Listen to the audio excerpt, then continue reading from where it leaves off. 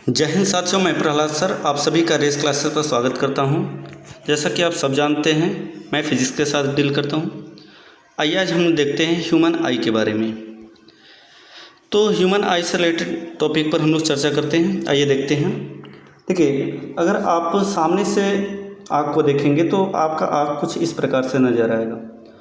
आपको सामने से जो आँख दिखाई देता है वो कुछ इस प्रकार से दिखाई देता है, जिसमें अगर हम बात करते हैं इसके श्वेत पटल की, जो इसमें सफ़ेद भाग दिखाई दे रहा है यानी श्वेत भाग है, इस सफ़ेद भाग को हम क्या कहते हैं? स्क्लेरा कहते हैं।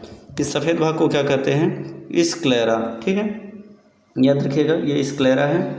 और ये जो सफ़ेद भाग दिखाई दे रहा है आपको, ये इस सफ़ेद भाग को आप क्या कहते हैं? स्क्लेरा कहते हैं। ठीक, स्क्लेरा यानी कि श्वेत पटल, स्क्लेरा यानी कि श्वेत पटल कहते हैं। अगर श्वेत पटल वाले भाग पर चोट लग जाती है, अगर श्वेत पटल वाले भाग पर चोट लग जाती है तो ऐसी स्थिति में ये भाग कैसा हो जाता है? रेड हो जाएगा। अगर श्वेत पटल पर चोट लग जाएगी तो ये भाग कैसा देखने में हो जाएगा? रेड हो जाएगा। ठीक है, यानी कि कलर रेड हो जाएगा। जैसे ही इस पर चोट लगता है इसका कलर रेड हो जाएगा। और इसका रेड होना कंजक्टिवा कहलाता है। श्वेत पटल का रेड हो जाना क्या कहलाता है? कंजक्टिवा कहलाता है। ठीक, नेक्स्ट देखते हैं। यहाँ पर जो इसमें आपको ये वाला भाग दिखाई दे रहा है, जिसे हम क्या कहते हैं? आइरिस कहते हैं। मानव नेत्र का वह भाग जो काले रंग का दिखाई देता है उसे हम क्या कहते हैं? आइरिस कहते हैं। याद रखिएगा, आइरिस 3 प्रकार की होती है। एक होता है ब्राउन, और एक होता है ब्लू, और एक होता है ब्लैक। ठीक है, ट्रिपल बी, यानी कि एक हो गया ब्राउन यानी भूरा, और एक हो गया आपका ब्लू यानी कि नीला, और एक हो गया ब्लैक यानी कि काला। तो ये 3 प्रकार की आँखों का आइरिस पाया जाता है। ठीक है, तो इस तरीके से आइरिस होता है। और ये आइरिस का वर्क ये होता है कि आइरिस प्रकाश की मात्रा को क्या करता है? नियंत्रित करता है। आइरिस जो होता है मानव नेत्र में प्रवेश करने वाले प्रकाश की मात्रा को नियंत्रित करता है। इसका काम होता है प्रकाश की मात्रा को नियंत्रित करना। ठीक है, जितनी आवश्यकता होती है उस हिसाब से प्रकाश को अंदर प्रवेश कराता है। और ये भी बात आप याद रखेंगे कि अधिक धूप में ये सिकुड़ जाता है और कम धूप में ये फैल जाता है।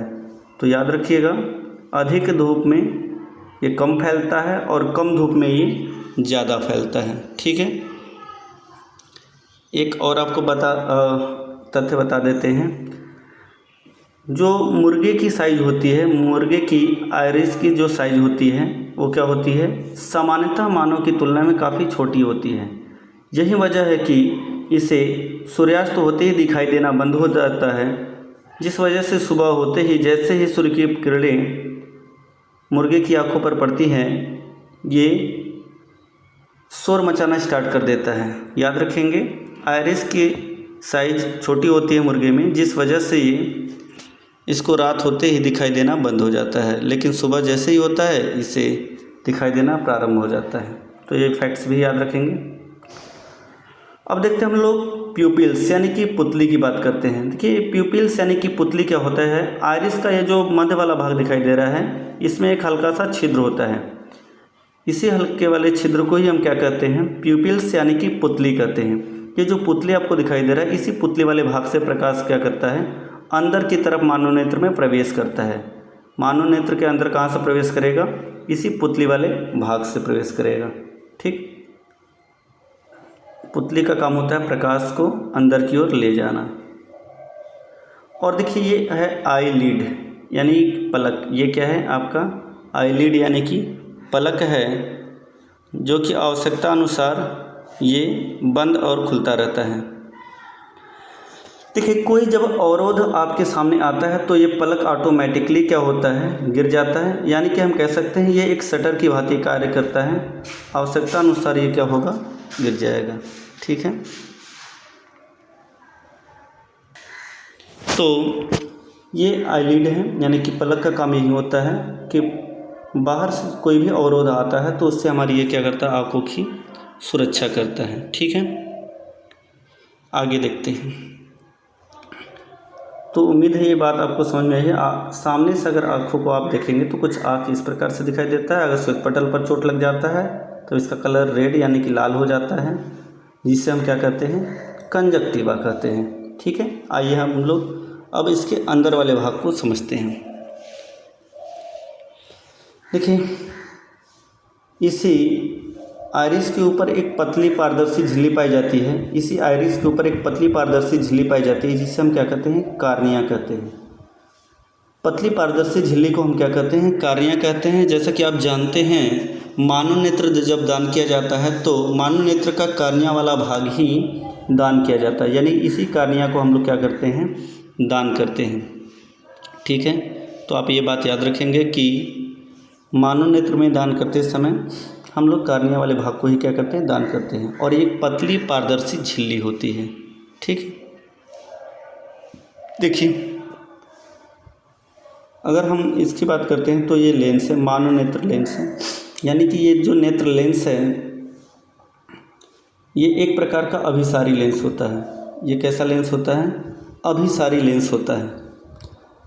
और ये प्रकाश को, वस्तु से होकर आने वाली प्रकाश किरणों को कहाँ पर मिलाता है, रेटिना पर। इसी रेटिना पर आकर के ये प्रकाश किरणों को मिलाता है, जहाँ पर किसी भी वस्तु का क्या बनता है, प्रतिबिंब बनता है। यहाँ पर किसी भी वस्तु का प्रतिबिंब बन जाता है। जब किसी वस्तु से प्रकाश किरण होकर आती है तब ऐसी स्थिति में मानव नेत्र में स्थित लेंस जो होता है वो प्रकाश को रेटिना पर मिला देता है, जिससे वस्तु का प्रतिबिंब का निर्माण हो जाता है। और इस रेटिना पर जो प्रतिबिंब बनता है ये वास्तविक होता है, उल्टा होता है और वस्तु से छोटा होता है। ठीक है,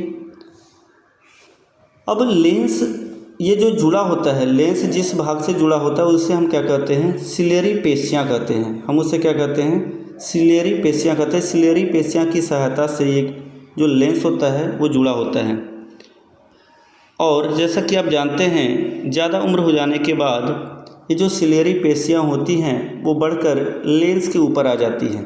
जब लेंस के ऊपर आ जाती हैं तो ऐसी स्थिति में मानव को दिखना, या स्पष्ट कह सकते हैं दिखना, बंद हो जाता है। लेकिन आप ये बात याद रखेंगे कि ऐसा तभी होता है जब मानव यानी उम्र काफ़ी अधिक हो जाता है। व्यक्ति का उम्र जो है वो काफ़ी ज़्यादा हो जाता है। 50-60 साल की अवस्था के बाद ये देखने को मिल जाता है। वृद्धावस्था में अक्सर करके रोग देखने को मिलता है, जिसे हम क्या कहते हैं, मोतियाबिंद कहते हैं। हम इसे क्या कहते हैं, मोतियाबिंद। तो आप याद रखिएगा कि नेत्र लेंस से जुड़ने वाली जो सिलेरी पेशियाँ होती हैं, अगर वो वृद्धावस्था होने के कारण उसकी साइज बढ़ जाती है, जिसकी वजह से ये नेत्र लेंस के ऊपर आ जाती हैं, जिस कारण से एक रोग उत्पन्न होता है जिसे हम क्या कहते हैं, मोतियाबिंद, और जिसे ऑपरेशन के द्वारा ठीक किया जा सकता है। ठीक है, अब देखिए इस नेत्र लेंस और इस कार्निया के बीच में, नेत्र लेंस और कार्निया के बीच में एक लिक्विड यानी कि द्रव भरा होता है, जिसे हम क्या कहते हैं, जलीय द्रव कहते हैं। जिसे हम क्या कहते हैं, जलीय द्रव कहते हैं। ठीक है, तो याद रखेंगे कार्निया और नेत्र लेंस के बीच में जो द्रव भरा होता है उसे हम क्या कहते हैं, जलीय द्रव कहते हैं। ये आँख को एक सुडौल और सुदृढ़ आकृति प्रदान करने के लिए इसमें होता है। ठीक है, इसका अपना एक निश्चित अपवर्तनांक भी होता है। और हम अगर नेत्र लेंस और रेटिना के बीच, इस नेत्र लेंस और रेटिना के बीच देखें तो यहाँ पर भी एक द्रव पाया जाता है, गाढ़ा द्रव होता है। ये कैसा द्रव होता है, ये गाढ़ा द्रव होता है। किसकी तुलना में, जलीय द्रव की तुलना में ज़्यादा गाढ़ा होता है, जिसे हम कहते हैं काचाभ द्रव। हम इस द्रव को क्या कहते हैं, काचाभ द्रव कहते हैं। ठीक है, तो इस द्रव को कहा जाता है काचाभ द्रव। और यहाँ पर है आपका रेटिना, यहाँ पर क्या है, रेटिना है।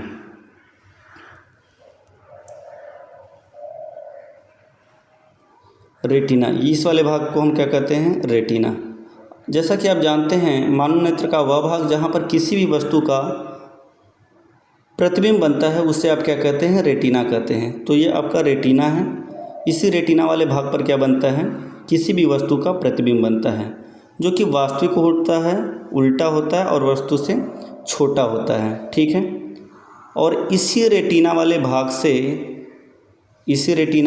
से कोशिकाएं निकली होती हैं, तंत्रिका कोशिकाएं, या फिर इसे हम कहते हैं ऑप्टिक नर्व्स। यहाँ से क्या निकली होती हैं, ऑप्टिक्स नर्व्स निकली होती हैं, जो 2 प्रकार की होती हैं। ये ऑप्टिक्स नर्व कितने प्रकार की होती हैं, 2 प्रकार की होती हैं। ठीक है, हम इस ऑप्टिक्स नर्व को कहते हैं शंक्वाकार कोशिका और दंडाकार कोशिका। ये जो 2 प्रकार की कोशिकाएं ऑप्टिक्स नर्व्स के रूप में निकली होती हैं, हम इन्हें क्या कहते हैं, एक को कहते हैं शंक्वाकार कोशिका और दूसरे को क्या कहते हैं, दंडाकार कोशिका। ठीक है, तो शंक्वाकार कोशिका और दंडाकार कोशिका के बारे में हम लोग नेक्स्ट क्लास में डिस्कस करेंगे। ठीक है, धन्यवाद।